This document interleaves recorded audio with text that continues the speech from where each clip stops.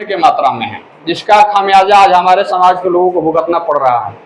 हमारे बच्चे जब कार्यालय में जाते हैं तो उनका काम नहीं होता है, हमारे बच्चे जब विश्वविद्यालय में जाते हैं तो उनका काम नहीं होता है, और हमारे जब लोग मुकदमे में फंसकर जब न्यायालय में जाते हैं तो वहां भी हम लोग को विषमता का सामना करना पड़ता है। तो बहुत गर्व की बात है कि हम लोग इस विचारधारा को आगे बढ़ाने के लिए संकल्पित हो रहे हैं, एकत्रित हो रहे हैं। बहुजन विचारधारा की बात शुरू सबसे पहले आजादी से पहले ज्योतिबा फुले ने शुरुआत किया था। आज जो सामंती लोग जिसको हम लोग बोलते हैं, पहले के जमाने में अंग्रेज हुआ करते थे जो तानाशाही चलाना चाहते थे, समाज को दबा कर रखना चाहते थे, जो गरीब गुरबा हैं उनको ढकिया कर ऑफिस से बाहर भगाते थे, और उनकी मानसिकता यह थी कि गरीब लोग आगे बढ़े ना। उस समय ज्योतिबा फुले जो दलित समाज चाहते थे, उन्होंने शिक्षा के माध्यम से समाज को बदलना चाहा। काफी हद तक उन्होंने प्रयास किया, काफी अपनाया सहना पड़ा उनको। उसके बाद बहुत हद तक कई ऐसे महान महापुरुष आए, चाहे संत गुरु रविदास हो, उसके बाद बाबा साहब डॉक्टर भीमराव अम्बेडकर हो, और कुल मिलाकर बहुजन विचारधारा का अगर जनक कहा जाए तो माननीय मानवर कांशीराम साहब को माना जा सकता है। उन्होंने काफी हद तक बहुजन विचारधारा को आगे ले जाने के लिए प्रयास किया। उसके बाद समय समय पर बिहार के कई कोनों में हमारे बहुजन विचारधारा को आगे बढ़ाने के लिए महापुरुष जन्म लिए, चाहे जगदेव प्रसाद कुशवाहा जी हों, कर्पूरी ठाकुर जी हों, जयप्रकाश नारायण हो, या इस इलाके के रामनरेश राम जी हों। तो बढ़ाने का प्रयास किया, लेकिन आज भी धरातल पर इम्प्लीमेंट नहीं हुआ। हम लोग समझते ही नहीं है कि हमारा अधिकार क्या है। सिस्टम में ना हमारी सामाजिक भागीदारी है, ना राजनीतिक भागीदारी है। कोई वैसा व्यक्ति आता है और हमारे बहुजन विचारधारा का वोट लेकर चला जाता है।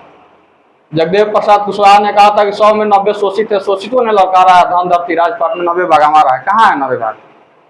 हमें तो नहीं लगता है कि 90 भाग हमारा है। अगर 90 भाग हमारा रहता तो कार्यालय, विश्वविद्यालय, न्यायालय में 90 लोग हमारे होते।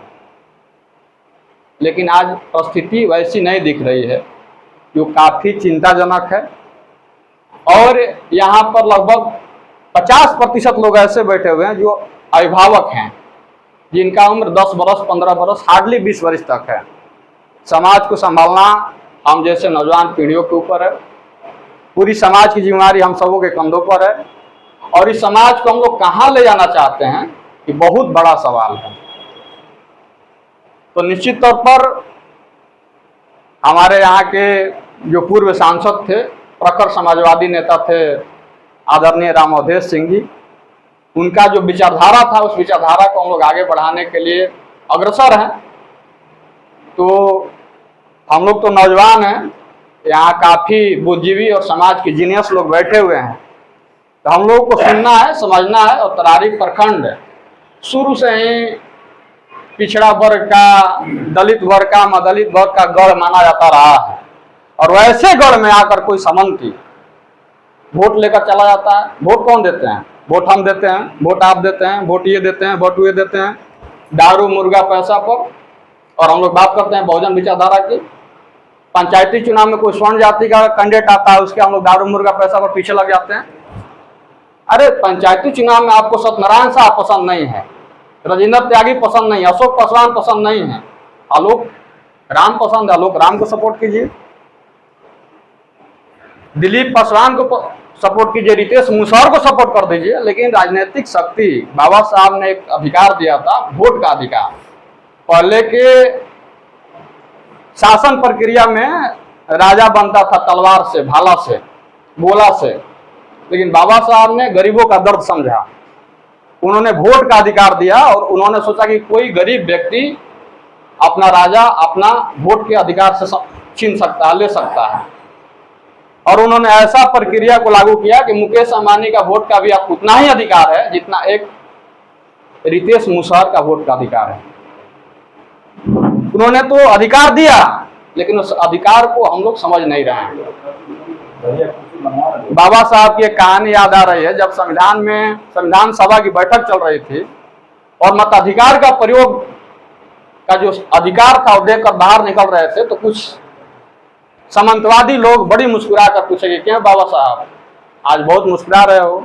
उन्होंने कहा कि हाँ मैं खुश हूँ। आज खुश इसलिए हूँ कि अपने लोगों को वोट का अधिकार दिया है, और हमारे लोग जिसको चाहेंगे उसको मुखिया बनाएंगे, उसको जिला परिषद बनाएंगे, उसको विधायक बनाएंगे, उसको सांसद बनाएंगे, और हमारे ही लोग जिसको चाहेंगे वो मुख्यमंत्री होगा, प्रधानमंत्री होगा। उधर से जवाब आता है, सवाल आता है क्या कि ठीक है आपने तो वोट का अधिकार दे दिया, लेकिन आपके लोग को हम लोग लोभ है, प्रलोभ है, दबाव डालकर वोट लेंगे और सत्ता पर काबिज हम ही होंगे। तो उनका बात तो अभी इम्प्लीमेंट सही हो रहा है, वोट तो वही लोग ले रहे हैं, हम लोग तो मतलब मुखदर्शक बनकर दारू मुर्गा पैसा पर वोट देकर आज भी सत्ता में काबिज वही लोग हैं, हमारे लोग हैं ही नहीं। अगर हमारे लोग हैं भी तो उन्हीं के रिमोट कंट्रोल पर चल रहे हैं। अब बात कर रहे थे गार्जियन आरक्षण की। आरक्षण EWS जब आया तो बहुजन समाज के तमाम नेता हाथ उठाकर समर्थन कर रहे थे EWS का, तमाम नेता, नाम क्या लेना है। और फिर आते हैं वोट जब आता है तो बहुजन समाज के लोग हमको वोट दीजिए। तो विचारधारा, दो विचारधारा है, या तो आप इधर आ सकते हैं नहीं तो आप उधर आ सकते हैं, दोनों मिक्सिंग विचारधारा नहीं चल सकता है। कई लोग बात करते हैं A to Z का, ले लीजिए A to Z से वोट, कौन देता है आपको वोट? ले लीजिए, लेकर दिखाइए, हम लोग यहीं पर हैं। तो ऐसी राजनीति अब बिहार और पूरा इंडिया में चलने वाली नहीं है। विचारधारा को आपको अटेंड क्लियर करना होगा, तभी जाकर आप कीर्तिमान हासिल कर सकते हैं। अब छोटी मुंह बड़ी बात मैं नहीं कहूँगा, इतना ही कहकर अपनी बात को समाप्त करता हूँ।